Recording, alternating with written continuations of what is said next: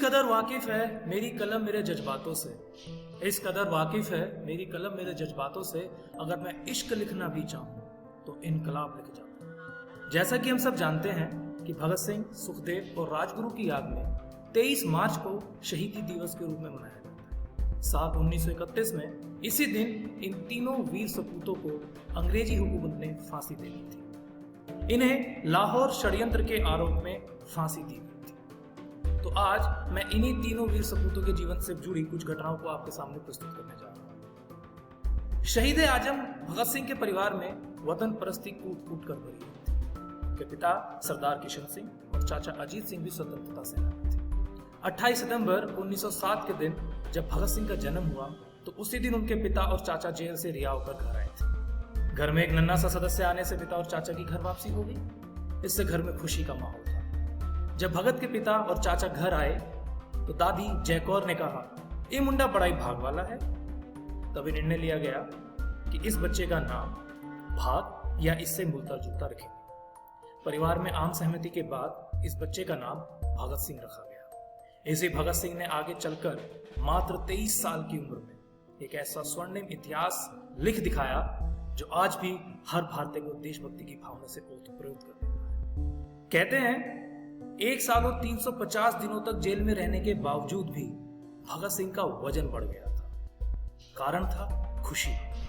खुशी इस बात की कि अपने देश के लिए कुर्बान होने जा रहे थे। लेकिन जब इन्हें फांसी देना तय था, जेल के सारे कैदी हो रहे थे। अंग्रेजी सरकार दिल्ली की असेंबली में पब्लिक सेफ्टी बिल और ट्रेड डिस्प्यूट बिल पास करवाने जा रही थी। ये दोनों बिल ऐसे थे जो भारतीयों पर अंग्रेजों का दबाव और भी बढ़ा देते।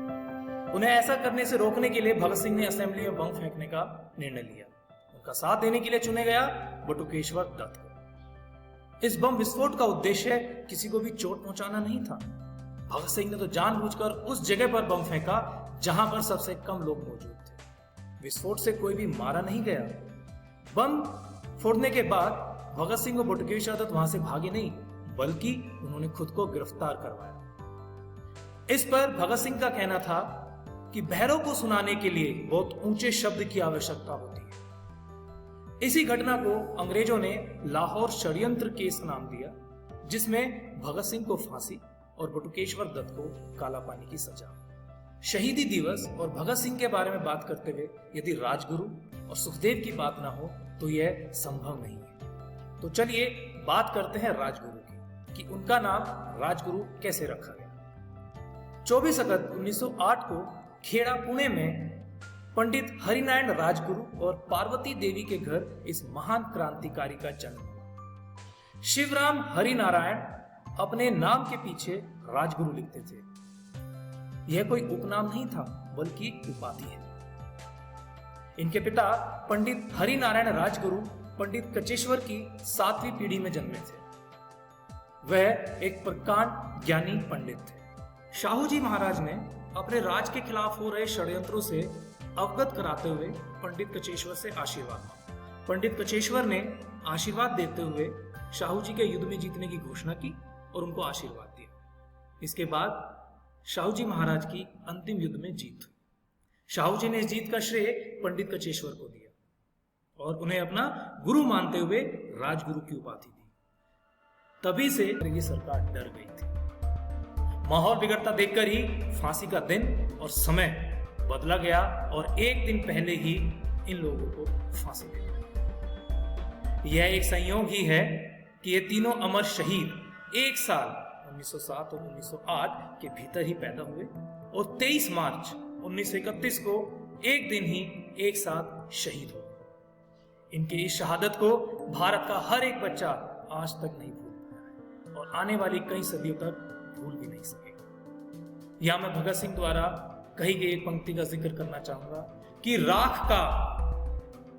का हर एक कण मेरी गर्मी से गतिमान है। राख का हर एक कण मेरी गर्मी से गतिमान है। मैं एक ऐसा पागल हूं जो जेल में भी आजाद है। और कुछ पंक्तियों के साथ मैं अपनी प्रस्तुति को विराम देना चाहूंगा। मोमबत्तियां बुझ गई, चिराग तले अंधेरा छाया था। मोमबत्तियां बुझ गई, चिराग तले अंधेरा छाया था। फांसी के फंदे पर जब तीनों वीरों को झुलाया था। मोमबत्तियां बुझ गई, चिराग तले अंधेरा छाया था, फांसी के फंदे पर जब तीनों वीरों को झुलाया था।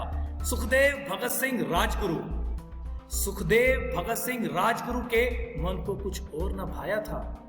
हंसते हंसते देश की खातिर फांसी को गले लगाया था। हंसते हंसते देश की खातिर फांसी को गले लगाया था।